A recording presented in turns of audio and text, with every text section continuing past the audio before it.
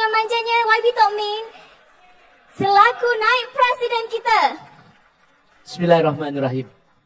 Alhamdulillahirrabbilalamin. Wassalatu wassalamu ala asyrafil anbiya wal mursalin Sayyidina Muhammadin wa ala alihi wa sahbihi ajmain. Rabbi sahri sadri wa yassir li amri wahlul 'uqdatam min lisani yafqahu qawli. Amma ba'd. Assalamualaikum warahmatullahi wabarakatuh.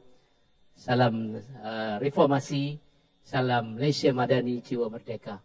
Terima kasih kepada pengacara majlis, kepada yang berhormat Datuk Seri Rafizi Ramli, Kak Oji, pimpinan-pimpinan yang menawarkan diri untuk bertanding naik presiden dan MPP. Saya tak nak panjang, saya nak pendek. Saya nak bagi ruang secukupnya kepada yang berhormat Datuk Seri Rafizi untuk sampaikan gagasannya yang saya rasa makin hari saya makin, bukan makin semangat, saya rasa apa berlaku kepada parti kita. Apa nak berlaku kepada parti kita yang kita sayang, yang sama-sama kita tubuhkan, yang sama-sama kita perjuangkan pada hari ini. Kita rasa apa sebenarnya? Apa sebenarnya yang akan berlaku kepada parti kita? Setelah kita mempunyai sedikit kuasa, setelah kita hari ini menjadi kerajaan, kita rasa ke mana harus kita serahkan sebenarnya? Ketika kita dalam keadaan yang kita rasa cukup tertekan, kita mampu keluar.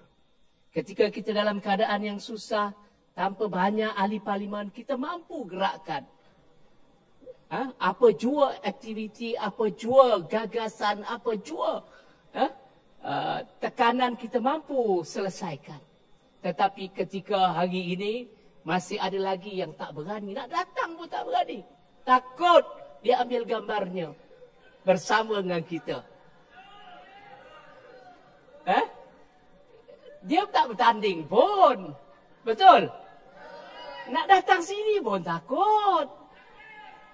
Ini ke yang kita lahirkan selama ini? Nak jadi pemimpin kena berani. Nak jadi pemimpin kena ada kekuatan. Kita lahir dari parti yang derita. Betul?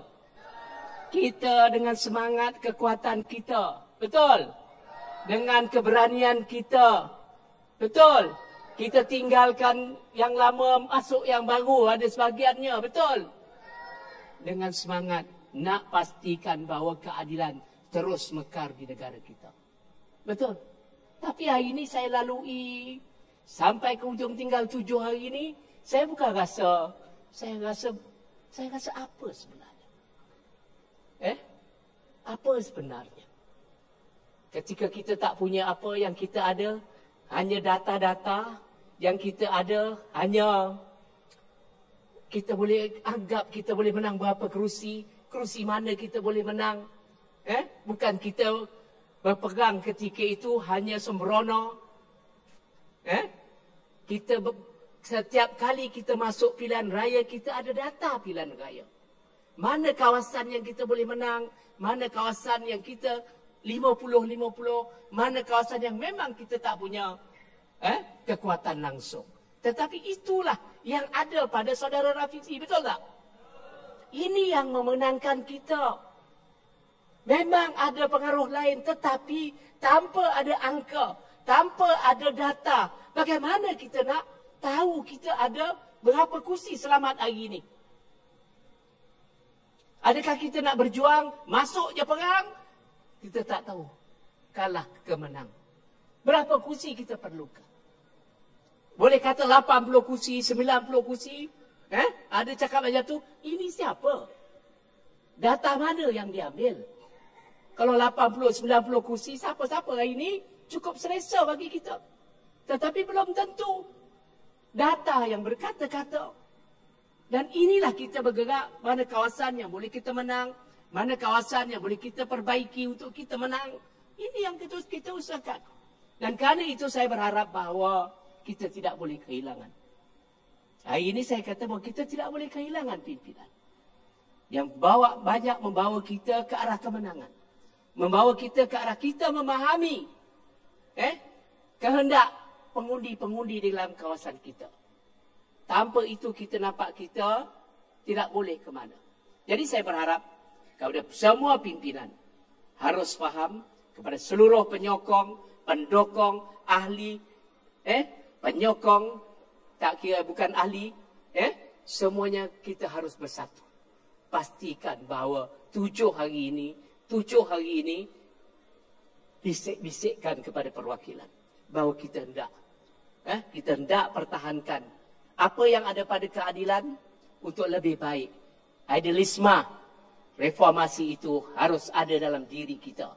Tak boleh jadi pemimpin yang hilang idealisme pada diri kita. Betul tak? Jadi saya berharap bahawa nak jadi pemimpin perlu ada idealisme reformasi. Idealisme diri kita, kekuatan diri kita. Kalau dibisik saja, nak datang sini jangan datang. Nanti gambar ada, susah hidup. Ini susah, ini mana reformasi dalam diri kita hari ini? Mana idealisme kita hari ini? Kalau itulah pimpinan yang ada, sukar untuk saya katakan. Berjuanglah dengan niat, dengan sungguh-sungguh, dan saya yakin kepada orang Kelantan, kepada orang Terengganu, tadi saudara Rafizi kata kecek Kelantan, tak keluar nanti. Saya kata tak keluar, walaupun orang rumah saya asal di sini, saya tak keluar apa nanti, tak boleh kecek lagi. Jadi saya ucap ribuan terima kasih kepada semua penyokong, kepada semua perwakilan. Selamat jalan daripada Kelantan ke Johor Bahru esok, pergi dan balik. Selamat, dan kita berjumpa di Johor Bahru insyaAllah. Sekian, wabillahi taufiq wal hidayah. Assalamualaikum warahmatullahi wabarakatuh. Terima kasih Tok